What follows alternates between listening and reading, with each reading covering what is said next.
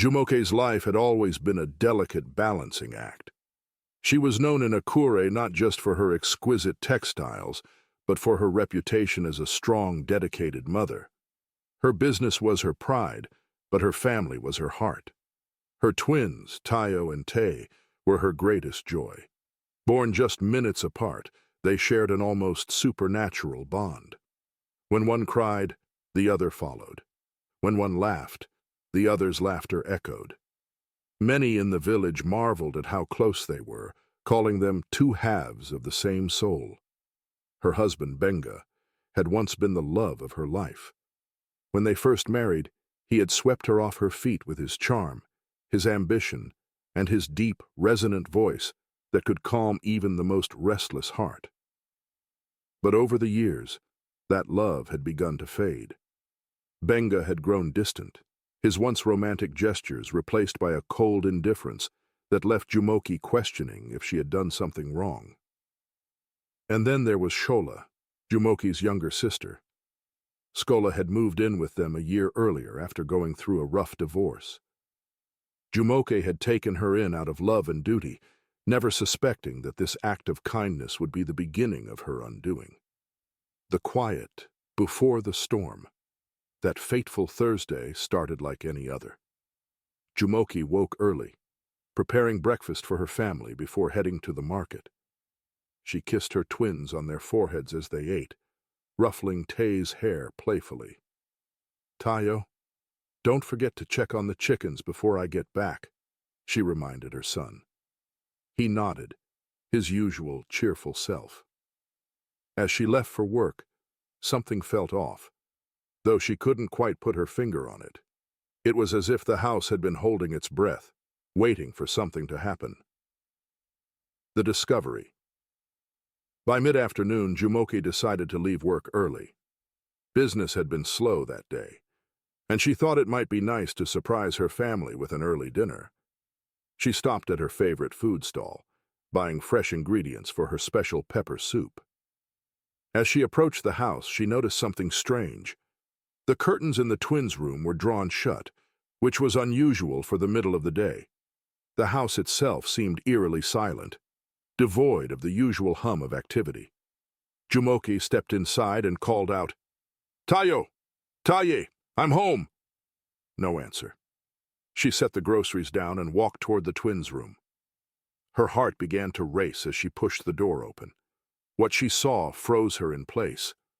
Her twins, her beloved Tayo and Tai, were tangled together in bed in a way that defied explanation or reason. The plate in her hand crashed to the floor, the sound jolting them apart.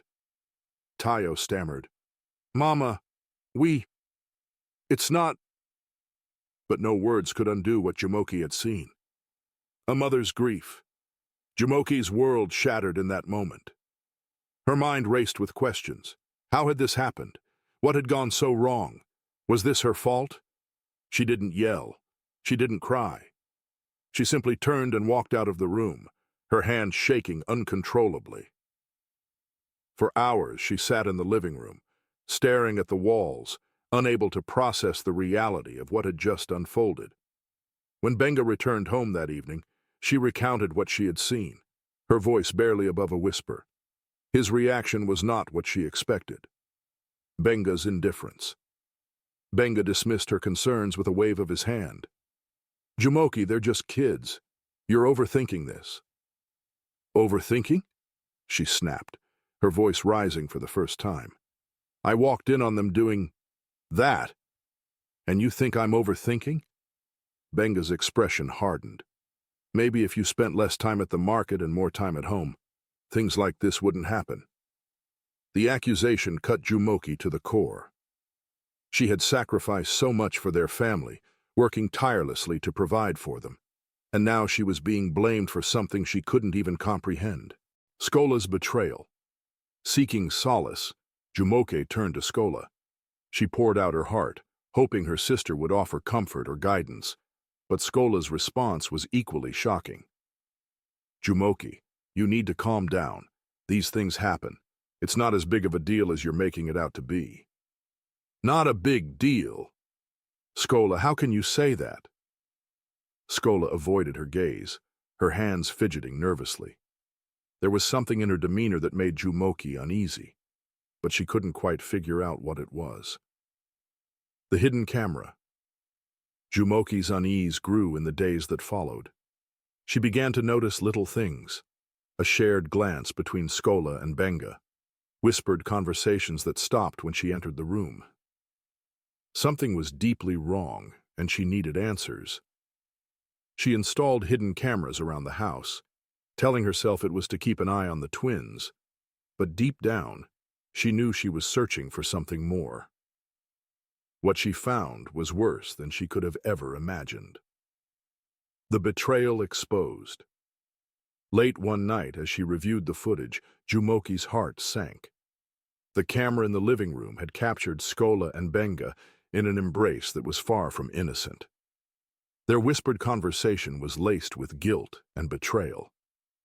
"I can't believe she hasn't figured it out yet," Skola said, laughing softly. "Jumoke is too busy with her business to notice anything," Benga replied. Jumoke felt the air leave her lungs. The affair explained everything: the twins' behavior, Benga's indifference, Skola's dismissiveness. Her world, already on the verge of collapse, crumbled completely. The confrontation and aftermath. The confrontation was explosive. Jumoke played the footage for Benga and Skola, her hands trembling with rage. "Get out," she said, her voice cold and unyielding. "Both of you, get out of my house." Benga tried to argue, but Jumoke was resolute. Skola fled without a word, and Benga, realizing he had no defense, left soon after. Left alone with her twins, Jumoke vowed to rebuild her family from the ground up. She sought therapy for her children, determined to help them heal. Slowly, the three of them began to piece their lives back together. A mother's strength. Jumoke poured her pain into her business, expanding it beyond what she had ever dreamed possible. Her textiles became a symbol of resilience, each pattern telling a story of strength and survival. As for Tayo and Tay, they grew into compassionate, self-aware adults, carrying with them the lessons of their troubled past. The lesson. This story reminds us that betrayal can come from those closest to us, and healing is a long, painful journey. But with courage and determination, even the deepest wounds can mend.